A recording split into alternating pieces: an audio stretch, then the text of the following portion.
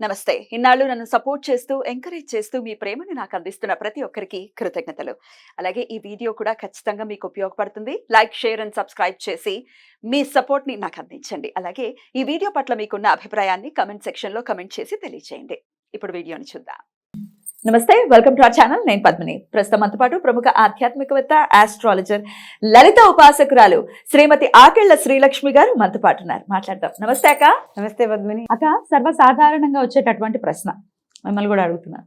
ఎన్ని పూజలు చేసేసినా మాకు ఫలితం రావట్లేదు. చాలా రెగ్యులర్ గా వచ్చేటటువంటి ప్రశ్న. చెయ్యండి అమ్మా, నమ్మకంతో. లేదు, మేము నమ్మకంతో చేస్తున్నాం, నిష్ఠగా చేస్తున్నాం. అయినప్పటికీ రెమెడీస్ గురించి ఒకవేళ పని చేయట్లేదు అని అంటే ఒకంత పర్వాలేదు, కానీ నాకు మనసుకి కష్టం అనిపించిన కమెంట్ ఏంటంటే, సిద్ధమంగళ స్తోత్రము సుమారుగా 6 నెలల నుంచి చేస్తున్నా, ఏం పని చేయట్లేదు అని మాట్లాడటం నాకు చాలా మనసుకి కష్టం అనిపించింది. సిద్ధమంగళ స్తోత్రం ఎంత పవర్ఫుల్ అది. అవును, అది దత్తుడికి ఎంతో ఇష్టమైనటువంటి స్తోత్రం. దాని గురించి కూడా అన్నం ఏంటి, అరే మన ప్రారబ్ధ కర్మ ఇలా ఉంది అని అనుకోవాలి, కానీ అంతేనా?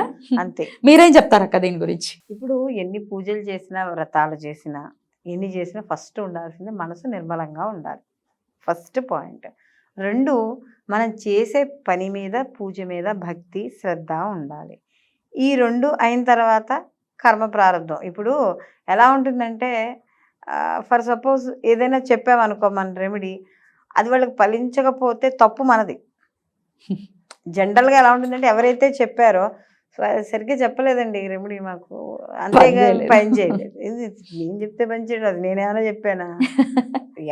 ఎవరికో చెప్పు ఉంటారు, లేకపోతే శంకరాచార్యులు వారు చెప్పారు. అది మనకి ఇక్కడి నుంచి ఋషి ప్రోక్తంగా వచ్చినవే తప్ప మనం కూర్చుని రచించినవి ఏమీ కాదు కదా. అయితే ఎందుకు పని చేయట్లేదు అనడానికి కారణం, ఇందులో భగవంతుడికి మహిమ లేదు. లేకపోతే ఇన్నిసార్లు కొలుస్తున్నా కూడా ఈయనతో మనకేం లాభం లేదు అంటే ఒక స్థిరత్వం లేని భావన. ఫస్ట్ ఆఫ్ ఆల్ ఏంటంటే, ఒక స్థిరత్వం లేని భావన అనేది జనాల్లో చాలా మటుకు ఉండిపోయింది. ఇంకొంతమందిలో ఉంటుంది, నేను ఇంత పూజ చేస్తున్నా, నేను ఇంత బడి కట్టుకున్నా, నేను అంత తడి బట్టలు కడుతున్నా, నేను అమ్మవారికి 1 కిలో పూలు తీసుకొచ్చి పెడుతున్నా, రోజుకు 10 రకాల పూలు తీసుకొస్తున్నా, పొద్దున్నే ఎదురుకుండా వాడు లేకుండానే వాడు చెట్టు పూలు కోసేస్తున్నా. అంతే కదా, నీళ్లు పోసేది ఓనరు, కోసేసుకునేది పక్కింటి వాళ్ళవి, నాకు ఫలితం ఎందుకు రాదు? ఇలా రకరకాల ప్రశ్నలు ఉంటాయి. అయితే ఇక్కడ మామూలు మన జ్యోతిష ప్రకారం కానీ చూసుకుంటే, మనకి మామూలుగా ఇలా కానీ చూసుకుంటే కొంత కర్మ ప్రారంభం అనేది ఉంటుంది. అంటే మనకి సనాతన ధర్మం ప్రకారం మన ఋషులు చెప్పినా ఏం చెప్పినా కొంత నీ కర్మ ప్రారంభం ఏముంది, నువ్వు చేసే పాపపుణ్యాలు ఏమున్నాయి, నువ్వు చేసే పాపపుణ్యాలను బట్టే నీవు అనుభవించే సుఖమైన, దుఃఖమైన, మంచైనా, చెడైనా, నీ కీర్తి అయినా, గౌరవమైన, అవమానమైన ఏదైనా కూడా పూర్వజన్మ యొక్క సుకృతాన్ని బట్టి ఆధారపడి ఉంటుంది. అంటే మనకి ఏదైతే మనం ఒక బ్యాలెన్స్ కింద ఏర్పరచుకున్నామో పాప పుణ్యకర్మల్ని, ఆ బ్యాలెన్స్ మనకి ఫార్వర్డ్ అవుతూ ఉంటుంది. మనకి అంతే, క్యారీ ఫార్వర్డ్ అవుతుంది క్రితం జన్మలో చేసుకున్నవి. అందుకనే మనకి ఎవరు మన కోటేశ్వరరావు గారు లాంటి వాళ్ళు, షణ్ముఖ శర్మ గారు లాంటి వాళ్ళు చెప్తారు, నాయన పూర్వజన్మ వాసన ఒకటి ఉంటుంది, వాసనాబలం ఒకటి ఉంటుంది అంటారు. ఏంటంటే పూర్వజన్మలో నువ్వు ఏదో చేసావు, అయితే కుక్కను ఏదో కొట్టావు.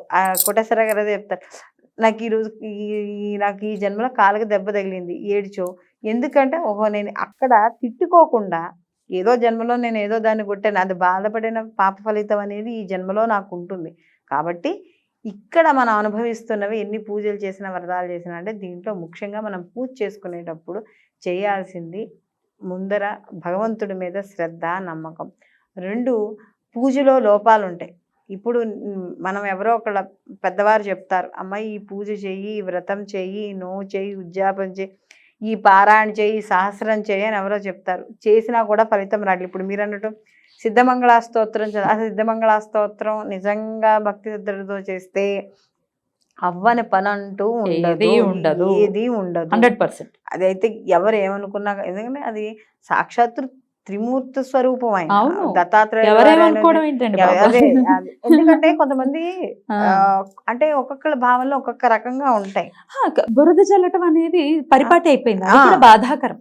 అది ఇప్పుడు స్వామి మీద కూడా, స్వామి స్తోత్రం మీద కూడా అనటం, నీ కర్మ అలా ఉంది, ఇంకా పరిపక్వం ఇంకా- అవ్వలేదని ఇంకా- ఎందుకు అది ఆలోచించట్లేదు నీ నింద brain? భగవంతుడి మీద కూడా నిందేస్తున్నాము అంటే మళ్ళీ ఆయన సంచితం అది, అదే మళ్ళీ అదే వేసుకోవడమే మళ్ళీ bag లో. వేసుకోవడమే, మళ్ళీ ఆ పాపకర్మలో ఎందుకు ఆ వచ్చింది? కాటా పెరగడమే, Right. ఆ పాపకర్మ కాటా పెరగడమే. అదే. అయితే ఇక్కడ మనకి పూజ చేస్తూ ఉంటాం, ఎవరితో ఇప్పుడు నేను పూజ చేస్తున్నాను, నాకు ఎందుకు ఫలించట్లేదు అన్నప్పుడు దీంట్లో ఏ రూల్స్ ఎవరు పాటిస్తున్నారు అనేది ఒకసారి ఆలోచించుకోవాలి. అసలు రూల్స్ ఏంటి?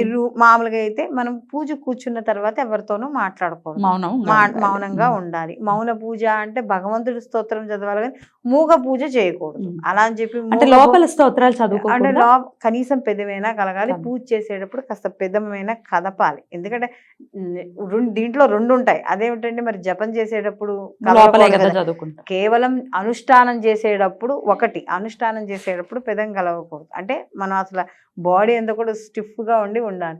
అదే పూజ చేసేటప్పుడు మాత్రం మనం చేసే పూజ బయటికి పలకాలి ఎంతో కొంత. ఎందుకంటే మూగ పూజ చేస్తే, అంటే కొంతమంది పెద్దవాళ్ళు చెప్పేవారు ఇది వరకు, మూగ పూజ చేస్తే మూగ పిల్లలు పుడతారు అనేవాళ్ళు ఇది వరకు పిల్లలు చెప్పేవారు, ఇదివరకు పెద్దవాళ్ళు చెప్పేవారు. కాబట్టి కొంచెం బయటికి, అంటే అలా అని కాదు, అలా ఎందుకు చెప్పేవారంటే వీళ్ళు ఏమైనా తప్పులు తడకలు ఏమైనా చదివితే రేపన్న రోజు వీళ్ళు ఆడవాళ్ళు ఎందుకు పూజ చేస్తారు, పిల్లల కోసం భర్త కోసం బాగుండాలనే కదా.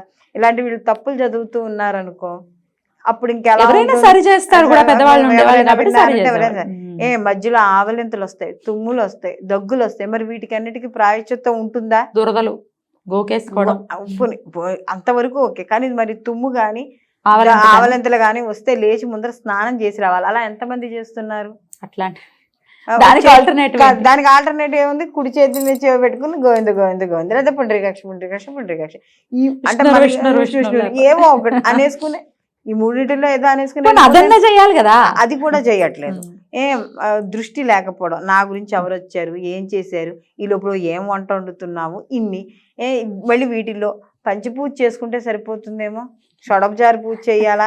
అన్ని లఘువులే, అన్ని లఘువులు. ఎంత లఘువులు అంటే కనీసం శ్లోకం కూడా పూర్తిగా చదవని వాళ్ళు చాలా మంది ఉన్నారు. అయితే మనం చేసే పూజనే ఒక తంతుగా చేస్తున్నప్పుడు, ముఖ్యంగా మనం చెప్పుకోవాలంటే పూజని పూజగా ఎంతమంది చేయగలుగుతున్నారు, ఎంత శ్రద్ధగా చేయగలుగుతున్నారు అంటే ఏదో ఒక తంతులో చేస్తున్నాం. ఏదో విగ్రహం, ఆ విగ్రహానికి పూజ చేసుకొస్తంత పసుపు కుంకుమ నీళ్లు జల్లేసి స్నాన సమర్పయామి అన్నప్పుడు అంత నీళ్లు జల్లేస్తున్నాం. బట్ట నిజంగా మనం మనం ఎలా అయితే భోజనం చేస్తున్నామో, మనం ఎలా అయితే తింటామో, మనం అయితే ఎలా స్నానం చేస్తామో, అలా భగవంతుడి యొక్క విగ్రహానికి మనం చేయగలుగుతున్నామా?